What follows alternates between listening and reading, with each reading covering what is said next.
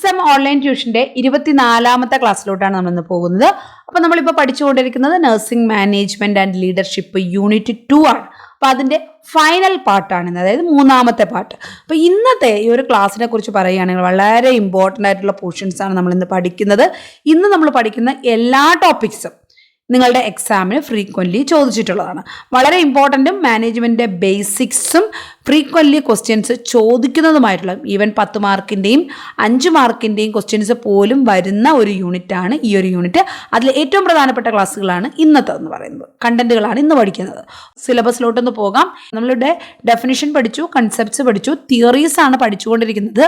അതിൽ old theories എല്ലാം നമ്മൾ പഠിച്ചു. ഇനി അടുത്ത് നമുക്ക് മോഡേൺ തിയറീസ് നമുക്ക് പഠിക്കാനുണ്ട്. 5 മാർക്കിന് ചോദിക്കാവുന്ന ഒരു ക്വസ്റ്റ്യൻ ആണ്.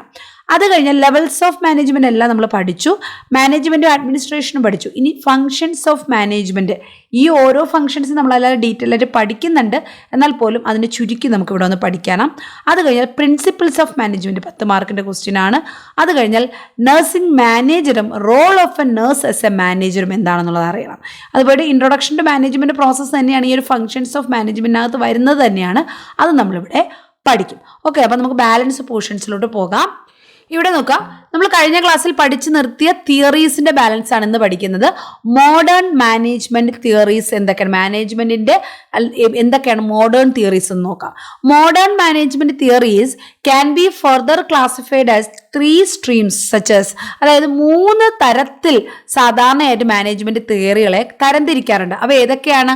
മോഡേൺ മാനേജ്മെന്റ് 3യുടെ 3 സ്ട്രീംസ് എന്നാണ്. ഒന്ന് ഇൻപുട്ട് ആണ്, ഒന്ന് പ്രോസസ് ആണ്, മറ്റൊന്ന് ഔട്ട്പുട്ട് ആണ്. These are the 3 streams of management, modern management theories. Modern management തിയറീസിന്റെ 3 സ്ട്രീംസ് ഏതൊക്കെയാണ്?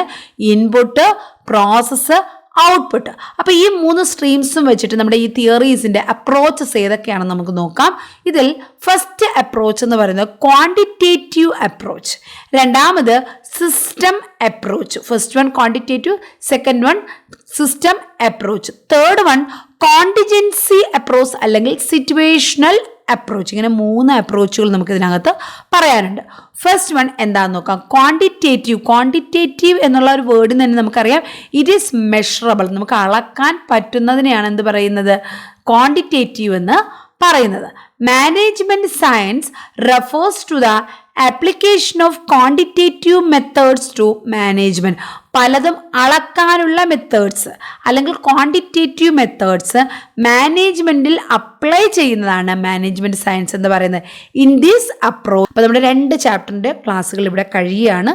നമ്മൾ ഇനി അടുത്ത ചാപ്റ്ററുകൾ എന്ന് പറയുന്നത് നമ്മൾ ഇതുവരെ പറഞ്ഞ ഫങ്ഷൻസ് മാനേജ്മെന്റ്, പ്ലാനിങ്, ഓർഗനൈസേഷൻ അല്ലെങ്കിൽ ഓർഗനൈസിങ്, സ്റ്റാഫിംഗ്, ഡയറക്റ്റിംഗ്, ഇതുപോലെയുള്ള മാനേജ്മെന്റ് ഫങ്ഷൻസ് നഴ്സിംഗ് സർവീസസിലും നഴ്സിംഗ് ട്യൂട്ടർ ഇൻസ്റ്റിറ്റ്യൂഷനുകളിലൊക്കെ എങ്ങനെയാണ് നടപ്പിലാക്കുന്നത് എന്നുള്ള ഡീറ്റെയിൽസ് ആണ് അടുത്ത ഓരോ ചാപ്റ്ററുകളായിട്ട് പഠിക്കുന്നത്. അപ്പം അതിന് മുന്നേ ഇപ്പം നമ്മുടെ നഴ്സിംഗ് മാനേജ്മെൻറ്റ് ടോട്ടലി 18 യൂണിറ്റ് ഉണ്ട്. അതിൽ 2 യൂണിറ്റ് നമ്മളിപ്പോൾ ഇവിടെ കഴിഞ്ഞു. ഇനി നമുക്ക് 16 യൂണിറ്റാണ്. അപ്പോൾ അടുത്ത നമ്മൾ പഠിക്കാൻ പോകുന്നത് ചൈൽഡ് ഹെൽത്ത് നഴ്സിംഗിൻ്റെ 2ാമത്തെ യൂണിറ്റ് ആയിരിക്കും. അവിടെ 9 യൂണിറ്റാണുള്ളത്. അതിൽ 1 യൂണിറ്റ് ഓൾറെഡി നമ്മൾ 10 ക്ലാസ് ആയിട്ട് കഴിഞ്ഞു. ഇനി അടുത്ത 2ാമത്തെ യൂണിറ്റ് നമ്മൾ അടുത്ത് പഠിക്കുന്നു. അത് കഴിഞ്ഞിട്ടാണ് അടുത്ത മാനേജ്മെൻറ്റ് അടുത്തിനി വരത്തുള്ളൂ. ചൈൽഡ് ഹെൽത്ത് നഴ്സിംഗും മെൻ്റൽ ഹെൽത്ത് നഴ്സിംഗും കഴിഞ്ഞതിന് ശേഷം മാത്രമേ മാനേജ്മെൻറ്റ് വരത്തുള്ളൂ. ഓക്കെ, അപ്പോൾ ഇത്രയുമാണ് ഈ ഒരു ചാപ്റ്ററിനകത്ത് നമുക്ക് പഠിക്കാനുള്ളത്.